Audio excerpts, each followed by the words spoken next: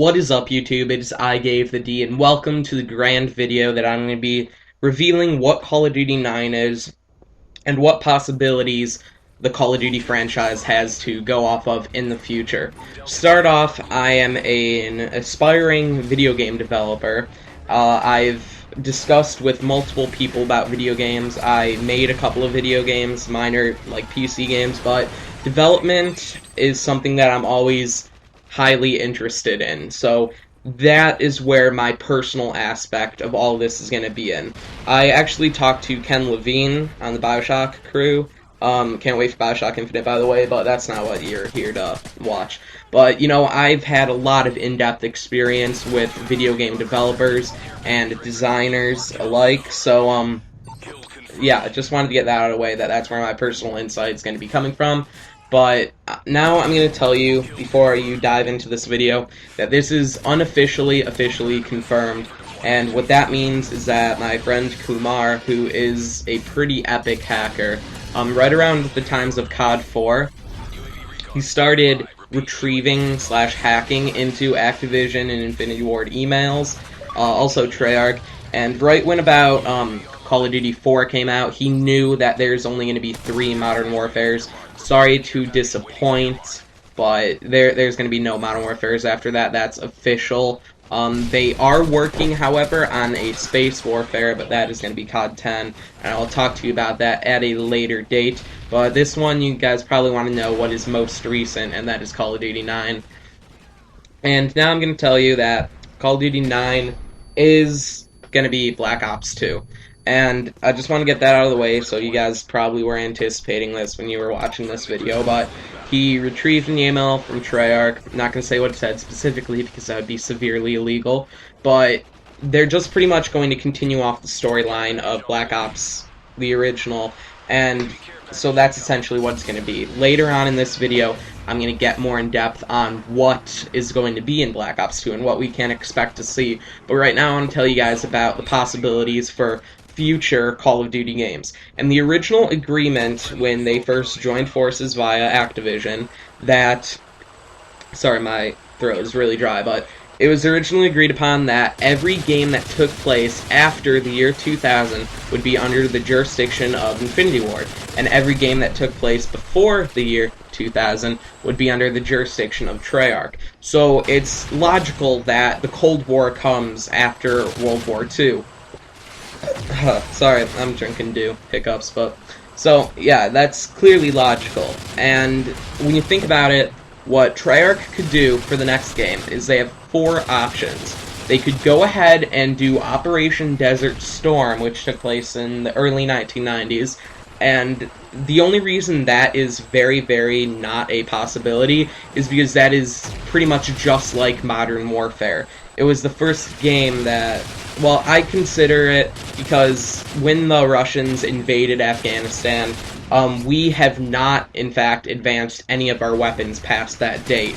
The end of the Cold War was the last day that weapons manufacturers actually started developing weapons, which is why in the past 20-so years you have not seen any advancements in weaponry whatsoever in terms of, you know, guns and that. So clearly that is not going to be an option, because it is just like Modern Warfare, and who knows, in the future they might do that, because if you can't continue on the Modern Warfare story, then maybe you could continue on the spirit in Desert Storm in a way, so that's a distinct possibility that they could do in the future.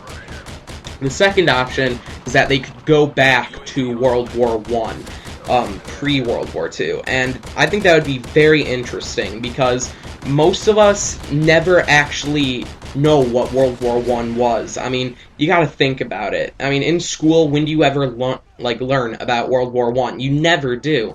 And it's something that I think piques the interest of a lot of younger audiences. I mean, tell me what you think. Pause the video right now and post a comment telling me if you would like a World War I-centered Call of Duty. I think it would be fascinating because it was the first war that introduced mechanical weaponry, machine guns, you know, chemical warfare, and I believe that they could strongly build off that.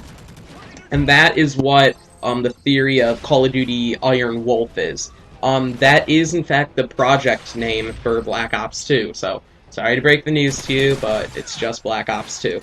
But the third option is that they could advance off the current story of Black Ops. So that means that it would come into a like chronological timeline order, I guess you could say, of Black Ops.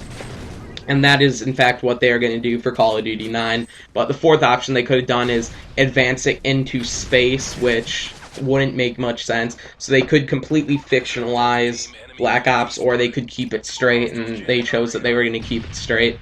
But sorry, my throat is extremely dry. I should have drank more water before this because I'm going to be talking a lot during this 8-minute commentary. But so those are essentially the four options that they could have took in developing these games. So clearly they took the route of Black Ops 2 in that sense.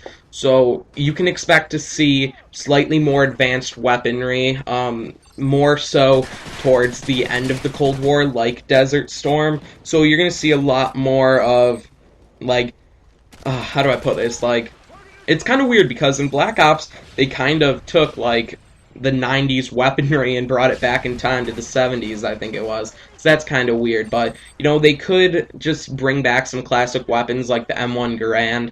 Most of you know, well, most of you probably don't know, but that was used from World War I up until the end of the Cold War. So clearly that weapon is something iconic.